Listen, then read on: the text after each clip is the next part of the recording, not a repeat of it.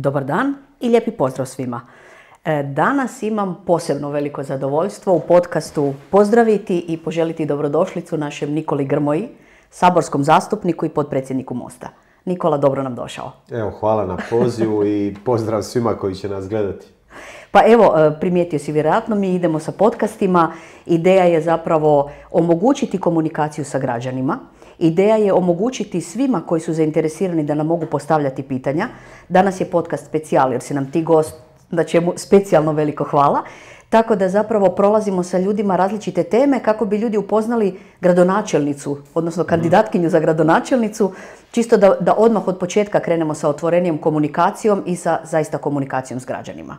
Pa ja mislim da je ključ, dakle, da netko ko želi predstavljati građane bude otvoren i za pitanja i za prijedloge, kritike, ali često to nije takav, ne znam kako je ovdje kod vas u Gorici, ali evo u mom gradu kao da se vlast boji pitanja, boji se kritike. Ja mislim da samo kroz, pa čak i kritiku, možemo vidjeti gdje griješimo, gdje se možemo popraviti i mislim da je to jako dobro da ste od početka na svim platformama i da ste otvoreni građanima za njihova pitanja, prijedloge, komentare.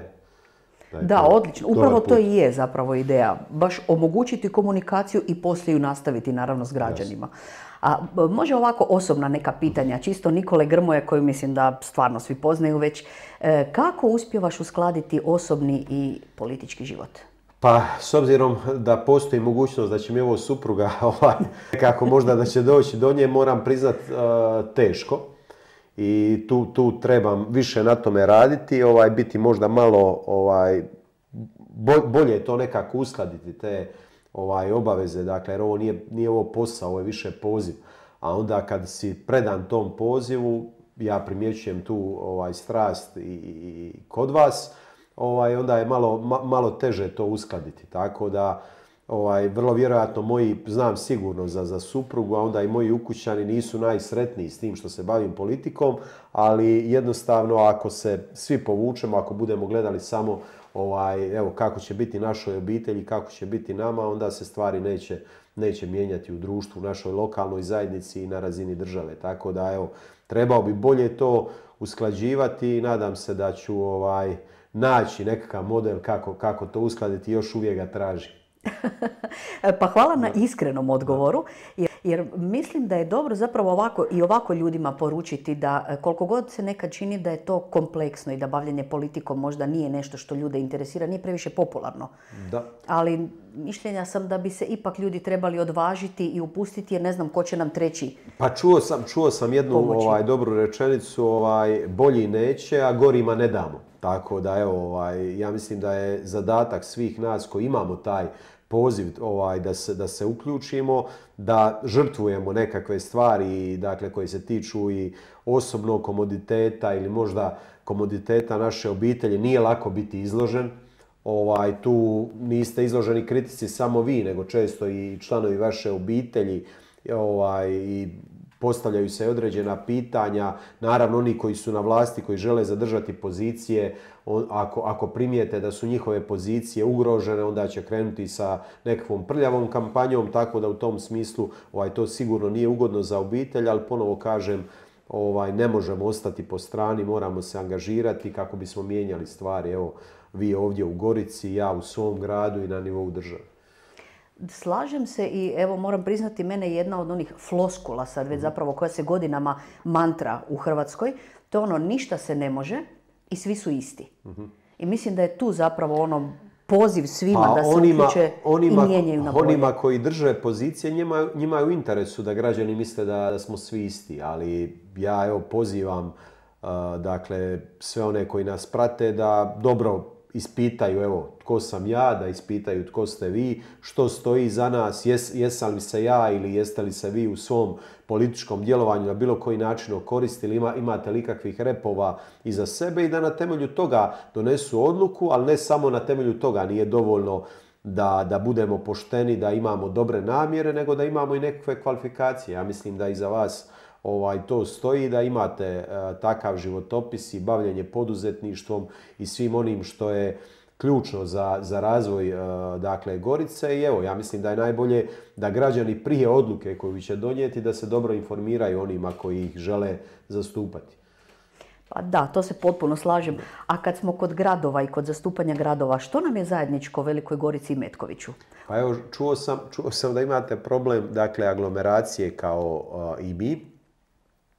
Mi imamo, to je stvarno nevjerojatno, dakle, probijeni su svi rokovi, ali ne samo da su probijeni rokovi, dakle, nego jednostavno takva je situacija da dovrše ulicu, asfaltiraju je i onda vide da su nešto pogriješili pa ponovno kopanje. Čujem da ovdje i dulje to traje, tako da evo, to je ono što nam je isto. Na vlasti je HDZ i u Metkoviću kao i ovdje i ja mislim da i u Gorici, a i u Metkoviću ljudi željno očekuju promjene, očekuju neku nadu. Ja se nadam da ćemo tu nadu probuditi ovdje i doslovno, a u Metkoviću u ovom prenesenom smislu. Evo. Imamo možda zajednički jedan broj, onako 76. Imamo 76. rukicu, jel? Da, i gradonačelnik Gorice i gradonačelnik Metkovića, dakle, su saborski zastupnici. Bez obojice nema većine, nema Plenkovićeve većine. Tako da evo, ja pozivam ljude koji nas gledaju da se sjete svih onih loših odluka ove vlade, da se sjete svih afera, da se sjete inflacije, da se sjete sada evo situacije u kojem su prosvjetari, da se sjete situacije u kojoj su naši umirovljenici i da za tu situaciju, ne samo za ovu situaciju ovdje u Gorici, nego i za ovu situaciju u kojoj svjedočimo nacionalno, da je odgovoran također svojom rukom, jer svojom rukom drži ovu vladu i gradonačelnik Gorice. Tako je. A s kojim se preprekama srećete sad u ovoj kampanji za gradonačelnika? Pa ja imam problem, ja ne znam kako je kod vas, ja imam problem da gradonačelnik jako malo komunicira uopće i sa medijima. Mene praktički i ne spominje, ne osvrće se, kao da ne postoje, kao da se izbori ne događaju, jer je njima valjda u interesu da što manje ljudi izađe na izbore, a nama je u interesu, ja mislim i vama i meni, da neovisno o tome hoće li nas ljudi birati ili ne, neće, za koga će glasovati, da izađu na izbore, da daju svoje mišljenje o kandidatima i da utječu na budućnost, dakle, i Gorice, a evo i mog grada. Tako da mislim da je to jedino pošteno i jedino ispravno, pa kakav god bio izbor građana i kakav god bio ishod na kraju. To se potpuno slažem i apsolutno sam mišljenja da je bitno da ljudi imaju više opcija, da nismo u diktaturi, da ne idu iz mandata u mandat se ponavljaju jedni te isti, nego da svježi ljudi donose svježe ideje, ne bi li se stvari mijenjale na bolje. Pa vi ste ovdje imali krupnu aferu sa gradonačelnikom iz iste stranke, a koji je samo, dakle, dogodila se promjena nekakvog lica, ali naličje te politike i sve ono što se krije iza ostalo isto. I ja mislim da stvarno Gorica zaslužuje i želi te promjene. Nadam se da će se dogoditi. A kakve reakcije dobivate od građana u Metkoviću? Recimo, jesu li oni spremni za promjene? Pa imao sam jako pozitivnih iskustava. Dakle, evo, dok sam držao zadnju konferenciju za medije, ljudi su trubili iz auta, pozdravljali. Ali još uvijek ima tog straha, ne znam kako je ovdje u Gorici, ali kao da se ljudi boje da se ne bi nekome zamjerili. Ja ljude pozivam da jednostavno nemaju se čega bojati. Koga se bojati? Dakle, zar su to nekakvi moćnici kojih se treba bojati? Zar su to ljudi pred kima mi trebamo strepiti? Ja mislim da je nekako bolje i časnije i sretnije živjeti hrabro, slobodno, neovisno o tome što će se sutra dogoditi. Može nam se neovisno o politici dogoditi bilo što, ali mislim da jednostavno te živote koje imamo, koji nisu predugi, trebamo nekako živjeti pošteno, slobodno i da je to jedini način kako da mi budemo sretni, ali ne samo da mi budemo sretni, nego da bude sretna zajednica u kojoj živimo, jer kako mi možemo biti sretni ako neki naši sugrađani jedva spajaju kraj s krajem, ako naši umirovljenici teško žive, ako vidimo da naš grad, a čujem da je to i u Gorici problem demografski, da ljudi jednostavno se ne odlučuju imati više djece, da imamo veliki demografski problem kao i u cijeloj Hrvatskoj, a da sam grad tu ne čini dovoljno, tako da u takvim uvjetima ja mislim da nemamo pravo bilo koga se bojati, nego moramo ustati, dakle, hrabro u borbi za svoju lokalnu sredinu. Pa hvala na ovim riječima optimizma, jer ja se zovem Nada. Pa onda ljudi koji me znaju i poznaju, u meni stvarno vječito živi ta nekakva vjera i povjerenje u život. Stvarno se uvijek nadam da može bolje. Ali pritom mislim da je ključno krenuti od sebe.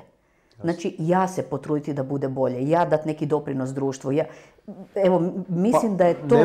Ne možete, dakle, bilo koga probuditi nekakvim riječima, ako svojim primjerom, dakle, ne svjedočite te vrijednosti koje zagovarate i ako u vama nema te iskre, ako u vama nema tog optimizma, kako ćete druge zapaliti ako to u vama ne gori. Tako da ja primjećujem po ovim vašim društvenim mrežama, po TikToku, da ljudi prepoznaju upravo tu želju za promjenama, tu iskrenost, dakle i taj žar koji je vidljiv i to mora dovesti do nečega. Tako da, evo, nadam se da ćete akumulirati to dobro i pozitivu, ne samo u javnim nastupima, nego da ćete sve dobre ljude koji se žele uključiti u Gorici, evo ja ih i ovim putem pozivam da se priključe i da ta akumulacija dobra dovede do tih pozitivnih promjena.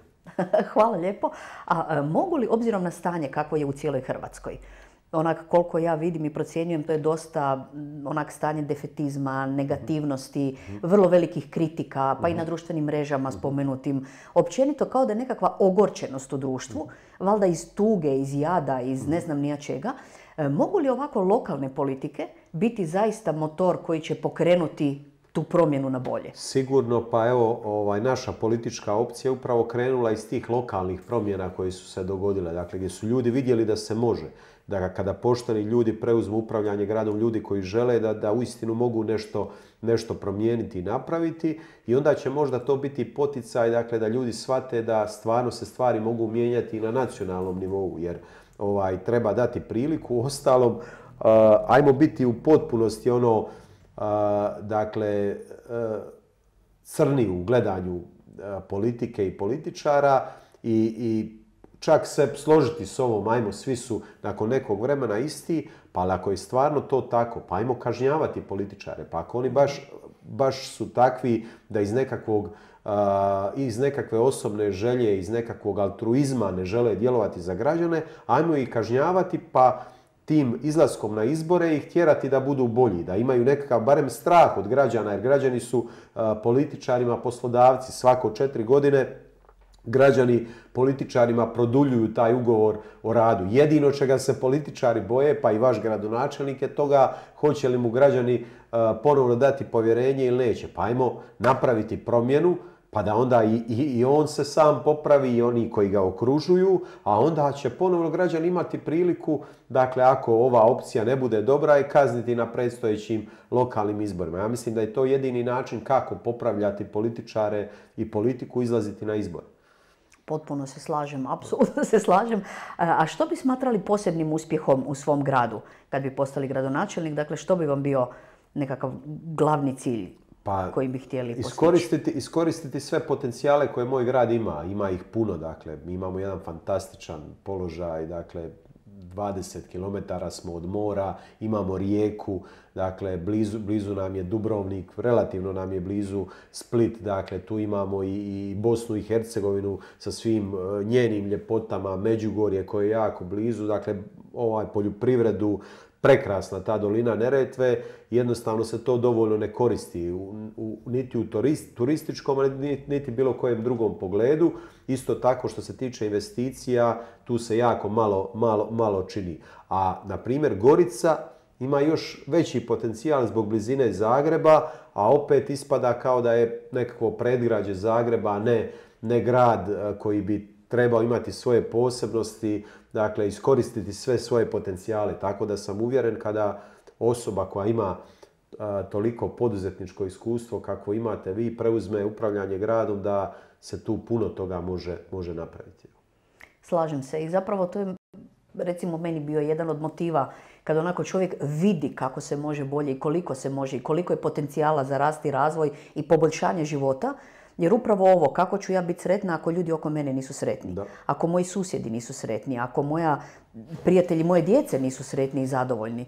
Tako da vjerujem da i u Metkoviću je nešto slično zapravo gdje je itekako potencijal za poboljšanje veliki. Isti nas problemi muče, nije isti kraj, dakle, i nisu iste mogućnosti, ali potencijala ima i u Gorici i u Metkoviću. Evo, ja sam uvjeren da će nam građani dati priliku da te sve potencijale stavimo u pogon, da iskoristimo ono sve što naši gradovi imaju i što mogu. A što biste napravili prvi radni dan kad postanete gradonačelnik Metkovića? Pa prvo bi se, ja mislim da su u središtu svega ljudi. I često mi političari govorimo o infrastrukturi, ali čemu infrastruktura ako ljudi nisu u fokusu svih naših politika? Prvo bi se upoznao sa svim djelatnicima gradske uprave i gradskih poduzeća. To su ljudi s kojima ću raditi, tako da u tom smislu želim ih upoznati, želim im reći što planiram, kakva je moja vizija, što od njih očekujem i jednostavno evo da ću, kao što ću biti sugrađanima na usluzi, tako ću biti njima na usluzi, ali očekujem da i oni budu na usluzi svim našim sugrađanima. Mislim da je to nekako ljudski s njima, ljudski porazgovarati, popiti kavu i reći im što od njih očekujem. Evo. Apsolutno se slažem jer zapravo ljudi su srce svega. Da. Mislim, bez ljudi nema ničega jer ja gledam i ove zgrade koje niču oko nas i sve što se stvara. Ako nemamo ljudi koji će tu živjeti, ako nemamo djece koja će se rađati, sve je apsolutno uzalud. I jedno pitanje za kraj, Nikola, koliko je poznato slobodno vrijeme? Jel se uopće sjećate tog pojma, termina? Znate kaj to znači? Ja slobodno vrijeme praktički nemam i trebam ga nekako tražiti. Evo, nastojat ću u ovom periodu koji je predamnom naći malo više vremena za svoju obitelj, jer politika je važna. Mislim da je obitelj bi trebala biti na prvom mjestu i ako pravilno posložiš prioritete u svom životu, da tek tada možeš napraviti ono što se od tebe očekuje. Jer ako tu nisu posložene stvari, onda pati i posao i sve drugo. Tako da evo, ne slobodno vrijeme, nego vrijeme za obitelj. A onda mislim da kad čovjek je tu, nekako se osjeća dobro, da onda se to i osjeća i onda može i na poslu dati ono što se od njega očekuje.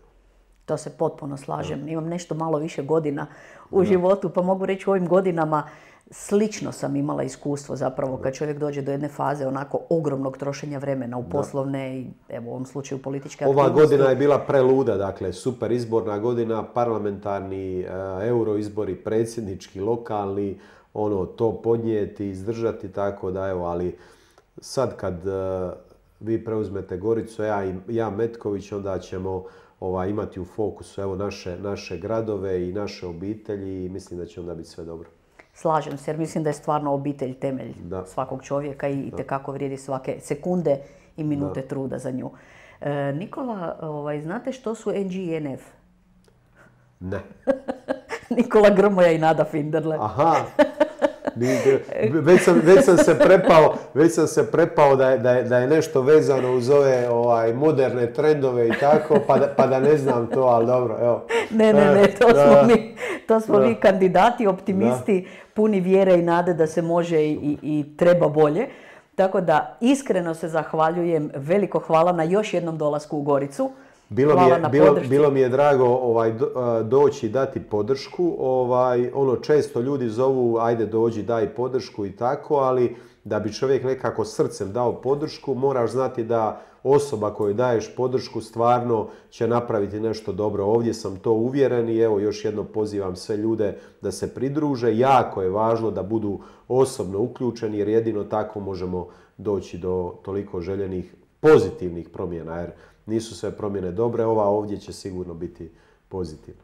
Najljepše hvala Nikola, svaki put nam dobro došli u Veliku Goricu. Lijepi pozdrav i sretno i u privatnom prije svega, a onda i u ovom Nadam se da idući put kad dođem da će me ugostiti gradonačelnica. Evo. S velikim veseljem, vrlo rado. Sretno. Hvala. Nikola.